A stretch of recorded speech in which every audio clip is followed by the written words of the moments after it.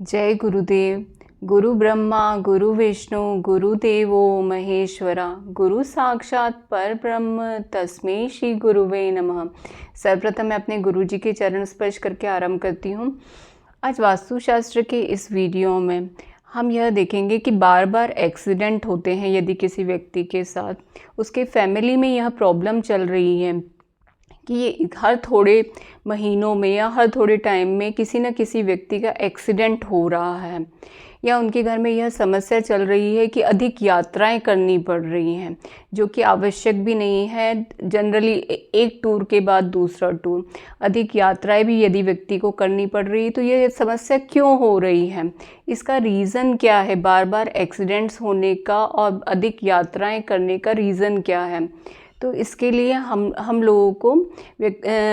तो इसका अर्थ यही है कि व्यक्ति के घर में नॉर्थ वेस्ट डायरेक्शन,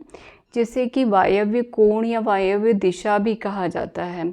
कि दिशा में डिफेक्ट्स हैं, दोष हैं। तो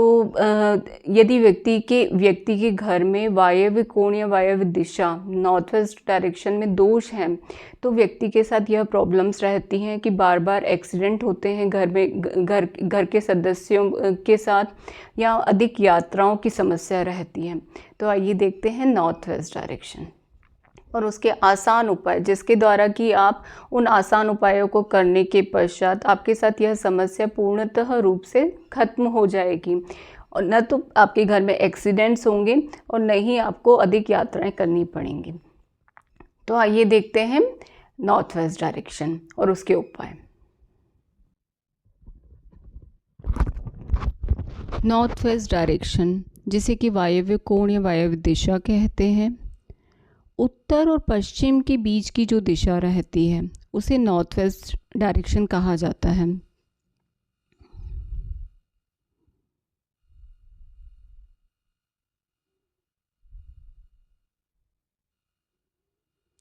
जब यह दिशा शुभ होती है, शुभ होने का तात्पर्य है कि जब वायव्य दिशा की दीवारें प्रॉपरली पेंट होंगी, उस दिशा का जो वेंटिलेशन रहेगा, अर्थात वायव्य दिशा का जो वेंटिलेशन रहेगा, अर्थात खिड़की दरवाजे वो वहाँ के व्यक्ति खुले रखते होंगे, और वहाँ की जो प्रॉपर ऊर्जा है, हवा है, वह वहाँ पर रहने वाले, उस घर में निवास करने वाले व्यक्तियों को वह मिलती होगी। वह दिशा मनोरम होगी, अर्थात साफ़ सुथरी होगी, मनोरम होगी, वहाँ की दीवारों पे प्रॉपरली पेंट होगा, वह दिशा कटी फटी नहीं होगी, मतलब गंदगी नहीं हो रही होगी। तो उस दिशा के जब वह दिशा जब शुभ होगी, वायव्य दिशा जब शुभ होगी, तो वहाँ पे निवास करने वाले व्यक्तियों को वाहन, पशु व नौकरों का सुख प्राप्त होगा, और वह अपने निर्णय पर वहाँ उस घर में निवास करने वाले व्यक्ति अटल रहेंगे, उनके जो डिसीजंस रहेंगे वह उस पर टिके रहेंगे। और यहीं जब वायव्य दिशा में दोष होता है, दोष होने का तात्पर्य यह है कि वह दिशा जब कटी फटी रहेगी, उस दिशा का वेंटिलेशन प्रॉपर नहीं होगा, अर्थात वहाँ पर खिड़की दरवाजे वहाँ के व्यक्ति खुले नहीं रखते होंगे, तो उनको वहाँ की जो हवा है, वायव्य दिशा की जो प्रॉपर वेंटिलेशन मिलना चाहिए, वहाँ की जो हवा ऊर्जा मिलनी चाहिए उस घर में निवास करने वाले व्यक्तियों को, वो उन्हें नहीं मिलती है। इसके अतिरिक्त उस दिशा में गंदगी हो सकती है, यह दोष हो सकता है, वह दिशा की फ्लोरिंग खराब हो सकती है,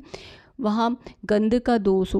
हो सकता है, वहाँ शल्य का दोष हो सकता है, उस दिशा में मर्म का दोष हो सकता है। जो भी वास्तु दोष है वहाँ पर, तो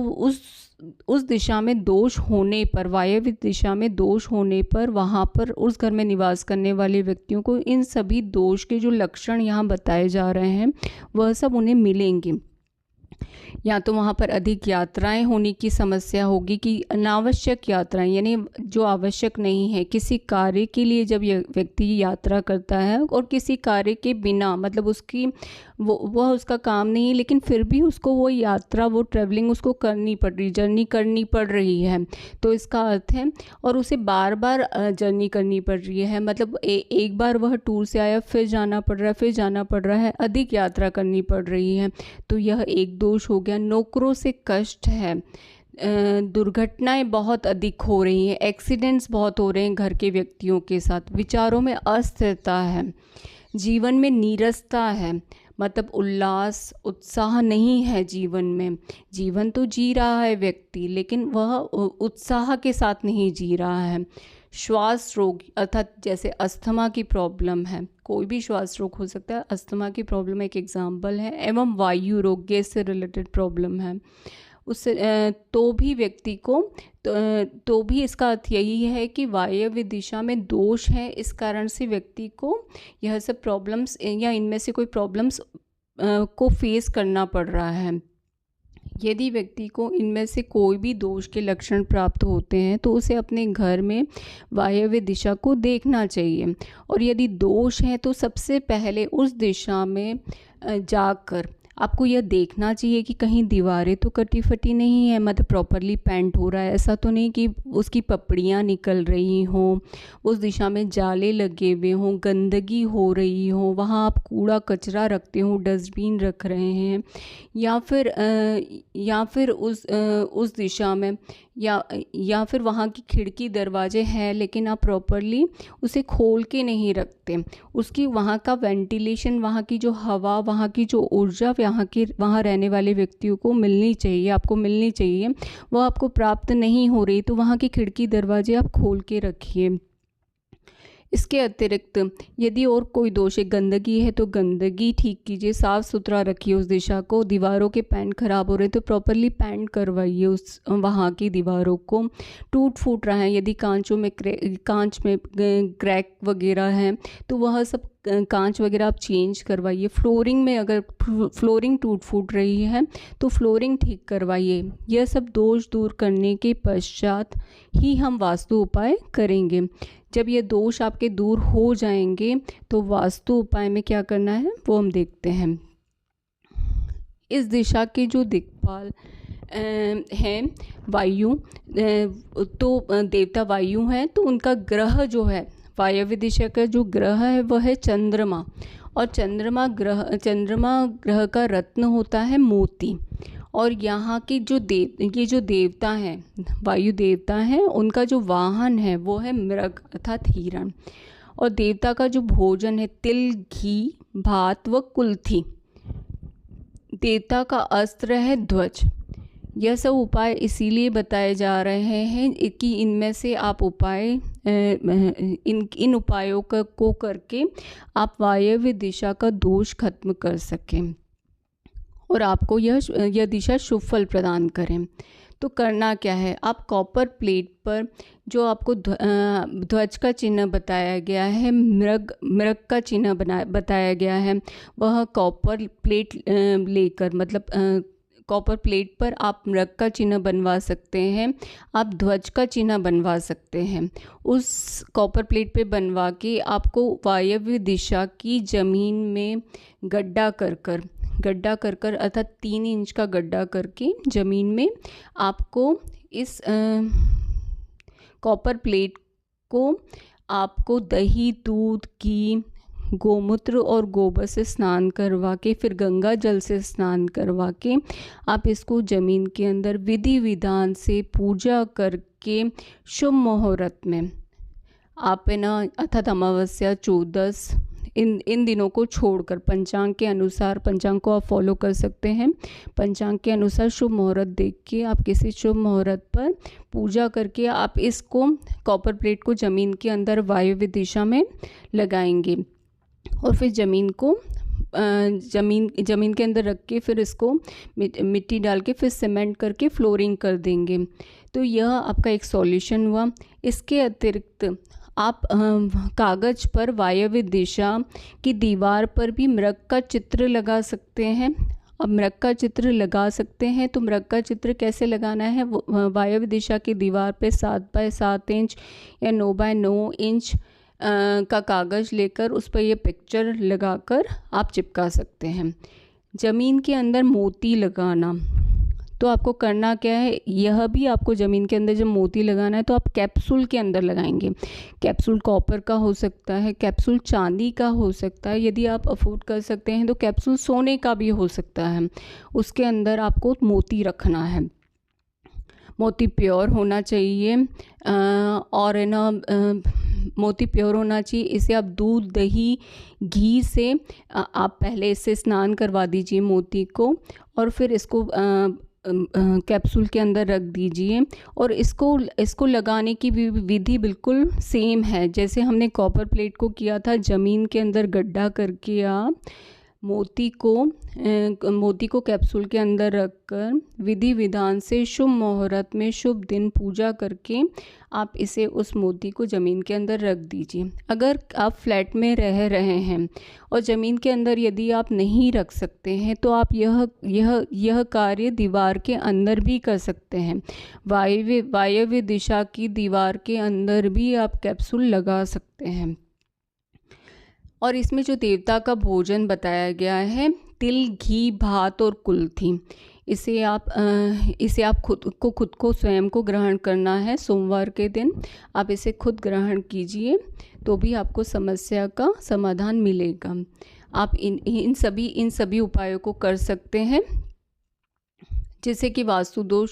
वास्तु दोष वायव्य दिशा का खत्म होगा।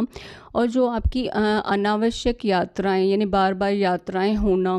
वो हो रही हैं, या बार बार आपके घर में एक्सीडेंट्स हो रहे हैं, कोई भी इनसे रिलेटेड आपको कोई भी प्रॉब्लम हो रही है, जो आपको दोष बताए गए हैं कि विचारों में अस्थिरता है, वायु रोग से प्रॉब्लम है, या फिर आपको अस्थमा की प्रॉब्लम है, मतलब श्वास संबंधी रोग हैं, जो भी आपको प्रॉब्लम इनसे रिलेटेड हो रही है, तो इन उपायों को करने के बाद आपको समाधान प्राप्त होगा और यह सब समस्याएं खत्म होंगी। इस प्रकार हमने देखा कि जब वास्तु दोष, वायव्य दिशा में वास्तु दोष होता है, अर्थात दीवारें कटी फटी हैं, अर्थात दीवारों में क्रैक्स हो रहे हैं, उस दिशा में गंदगी हो रही है, उस दिशा की प्रॉपर ऊर्जा आपको वहाँ निवास करने वाले व्यक्तियों को नहीं मिल रही है, अर्थात आप खिड़कियाँ खोल के नहीं रखते हैं, उस दिशा में यदि गंदगी हो रही है, यह सब दोष आपको उस दिशा में जाने के पश्चात ही पता लगेंगे कि उस दिशा में क्या दोष है। यदि वो दिशा साफ़ सुथरी नहीं है तो आप उसे साफ़ सुथरा कीजिए। यदि वहाँ का वेंटिलेशन ठीक नहीं तो आप उसको वेंटिलेशन, खिड़की, दरवाजे खोल के रखिए। जो भी दिशा का दोष है उस दिशा को ठीक करने के पश्चात, वास्तु दोष दूर करने के पश्चात ही जो उपाय बताए गए हैं आपको, वह सब उपाय काम करेंगे, वर्क करेंगे। तो उपाय भी बहुत आसान बताए गए हैं। आपको भोजन बताया गया है, वो भोजन आपको स्वयं को ग्रहण करना है। आपको कॉपर प्लेट पर मृग का चिन्ह और ध्वज का चिन्ह बताया गया है, वह बनवा कर आप ज़मीन के अंदर रख सकते हैं। मोती लगाना बताया गया, जैसे कि आप कैप्सूल के अंदर रखकर आप किसी शुभ दिन आप उस मोती को ज़मीन के अंदर या दीवार के अंदर ड्रिल करवा के रख सकते हैं। आप चित्र बनवा के, मृग का चित्र लगाकर या ध्वज का चित्र लगाकर आप वायव्य दिशा की दीवार पर रख सकते हैं। इन सभी उपायों को करने के पश्चात जो आपकी समस्या है कि घर के व्यक्तियों के साथ बार बार एक्सीडेंट होने की समस्या जो हो रही है, या अनावश्यक यात्राएं करनी पड़ रही हैं, आपकी जर्नी बहुत ज़्यादा हो जाती है, बहुत यात्राएं करनी पड़ रही हैं आपको, या डिसीजन पे आप डिसीजन लेने में तकलीफ़ है, डिसीजन प्रॉपर नहीं हो पाते, या अस्थमा रोग, श्वास से रिलेटेड रोग की प्रॉब्लम है आपको जो भी प्रॉब्लम हो रही है तो वह प्रॉब्लम आपकी ख़त्म होगी। और वह होगी दोष दूर करने के पश्चात, और उसके बाद वास्तु के जो उपाय बताए गए हैं वायव्य दिशा के लिए, उनको करने के पश्चात ही वो दूर होगी। अतः बहुत बहुत धन्यवाद आपका। जय गुरुदेव।